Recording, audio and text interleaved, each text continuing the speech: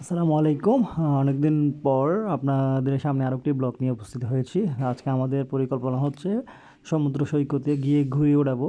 আর এই পরিকল্পনার মূল কারণ হচ্ছে আমাদের ভাগিনা এবং ভাগিনী তারা অনেক দিন পর্যন্ত বেড়াতে এসেছে এবং প্রতিদিন বলছে যে তাদেরকে সমুদ্র সৈকত নিয়ে যেতে হবে। তারা একটি ঈগল ঘুড়ি কিনেছে, সেই ঈগল ঘুড়িটি তারা সমুদ্র সৈকতে নিয়ে গিয়ে ওড়াবে।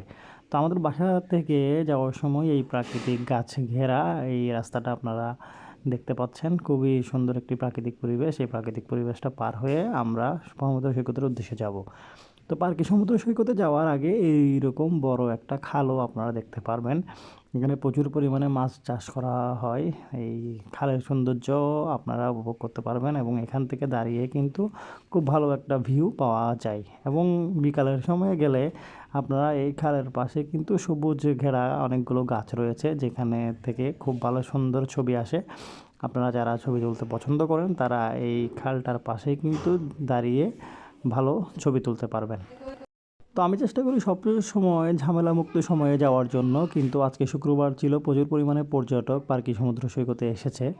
তা এখানে দেখতে পাচ্ছেন অনেকটা কক্সবাজারের মতোই চারিদিকে ঘেরা। আর পার্কি সমুদ্র সৈকতে গেলে এরকম চমৎকার চমৎকার কিছু লটারির মতো গেমের আয়োজন করে সেখানকার স্থানীয় মানুষরা। যার পছন্দ সে চাইলে এই লটারির মতো এই গেমগুলো খেলতে পারে, যেগুলো আমরা ছোটোবেলায় মেলায় দেখতাম।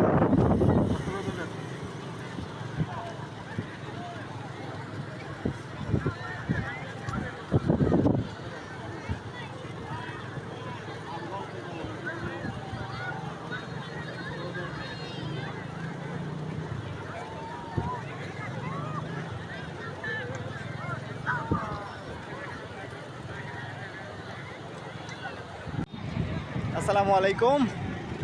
আরও একটি বিচ কেন্দ্রিক ব্লগ নিয়ে আপনাদের সামনে উপস্থিত হয়েছি। যথারীতি পার্কি সমুদ্র সৈকত। যেহেতু দুই জায়গায় থাকা হয়, কক্সবাজার এবং পার্কি দুই দিকে, তো যখনই সুযোগ পাই চেষ্টা করি পার্কি এবং কক্সবাজারের সৌন্দর্য আপনাদের সামনে উপস্থাপন করার জন্য। আজকে শুক্রবার, তো কক্সবাজারের মতো পার্কি সমুদ্র সৈকতেও কিন্তু প্রচুর পরিমাণে পর্যটক আসে। যেমন এই যে এর আগে আপনাদের যে ব্লগগুলো দেখেছিলেন ওখানে কিন্তু আপনারা দেখতে পেয়েছিলেন যে এত মানুষ আসলে নাই, কিন্তু বর্তমানে কিন্তু প্রচুর পরিমাণে মানুষ এসেছে।